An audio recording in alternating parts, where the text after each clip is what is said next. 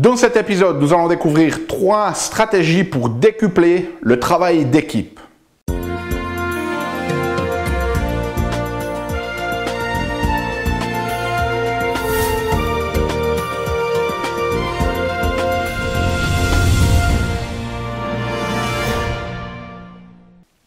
Parce que la vie est bien trop magique pour être petite et que nous avons tous besoin d'une prescription pour grandir en conscience et faire que nos rêves dévorent notre vie. Bonjour, je suis le Dr Yannick Pauly.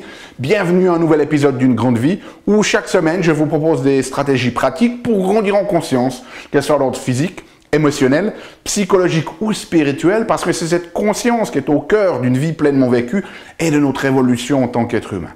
Alors cette semaine, dans cette vidéo, j'ai envie de partager avec vous les résultats de la recherche d'un auteur américain qui s'appelle Dan Coyle et qui a publié un livre qui s'appelle Le Code de la Culture, Culture Code en anglais, et le sous-titre est Le secret des groupes qui réussissent.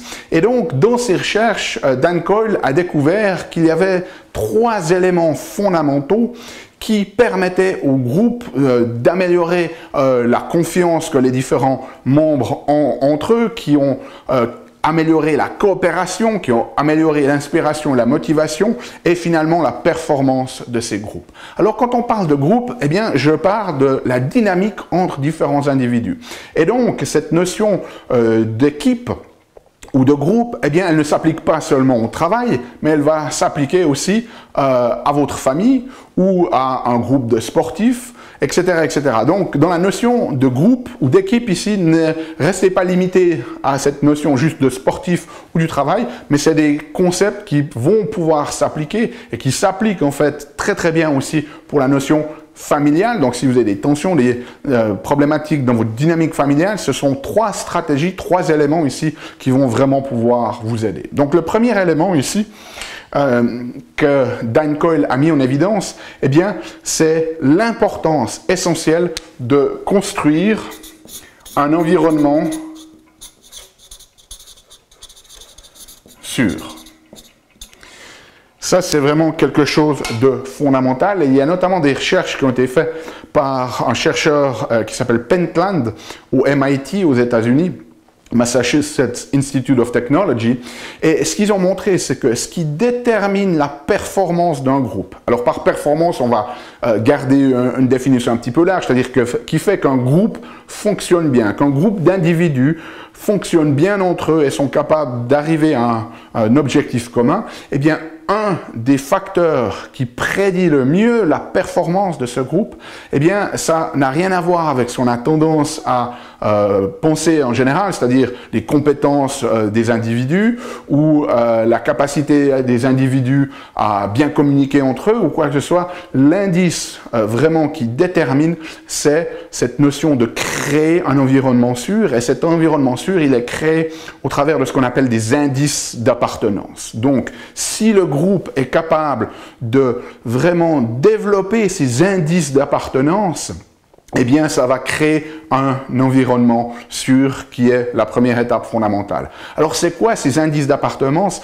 Eh bien, ce sont en fait des choses qui sont très subtiles, qui sont tellement subtiles que lorsque vous êtes dans ce groupe, si ça se trouve, vous n'allez même pas vous en rendre compte, mais auquel je vais vous inviter à prendre un petit peu de recul, d'élévation, et la prochaine fois que vous êtes en groupe, essayez d'observer un petit peu la dynamique qui se passe. Et donc, c'est quoi ces indices d'appartenance?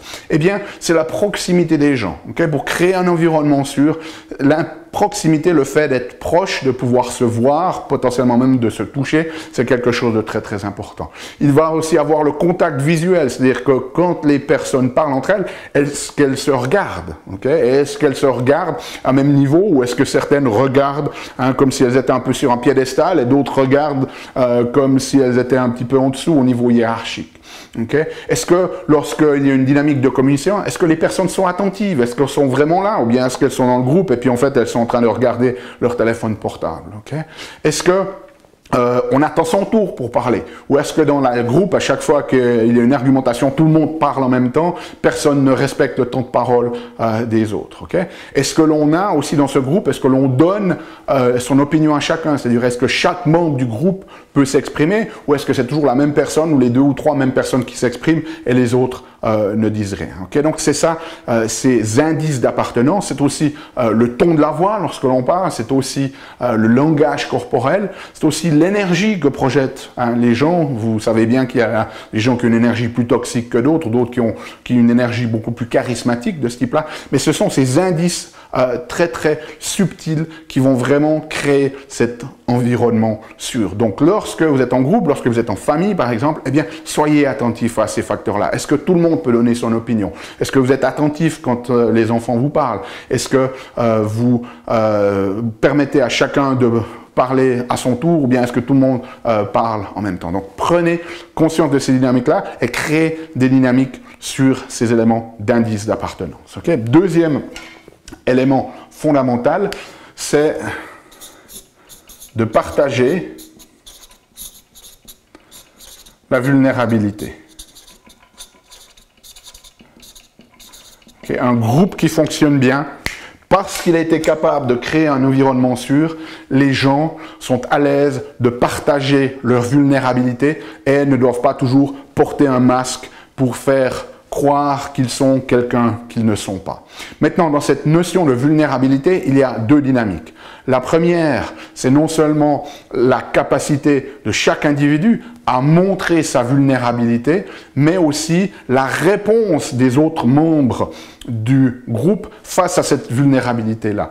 Et ce qui est essentiel, c'est que la réponse face à la vulnérabilité, ça soit une réponse authentique d'humilité. C'est-à-dire qu'on va accepter la personne comme elle est, et puis on ne va pas utiliser le fait qu'elle s'est montrée comme vulnérable pour l'enfoncer encore plus. Okay? Si certaines personnes du groupe sont vulnérables, mais que les autres membres du groupe utilisent ça pour eux, pour mettre la personne vers le bas et s'élever eux-mêmes, eh bien ça ne va pas fonctionner. Et un des meilleurs modèles qui existent, c'est en fait dans l'armée américaine, chez les SEALs, qui sont ces unités spéciales, eh bien après chaque mission, les SEALs, ils prennent un moment pour faire ce que l'on appelle un After Action Review, AAR, After Action Review. Donc il faut une forme de débriefing après chaque mission, et dans cette notion de AAR, eh bien le mot d'ordre un petit peu c'est, excusez-moi l'expression ici, c'est « mais j'ai merdé ». C'est-à-dire que chaque membre va en fait devenir très vulnérable, très authentique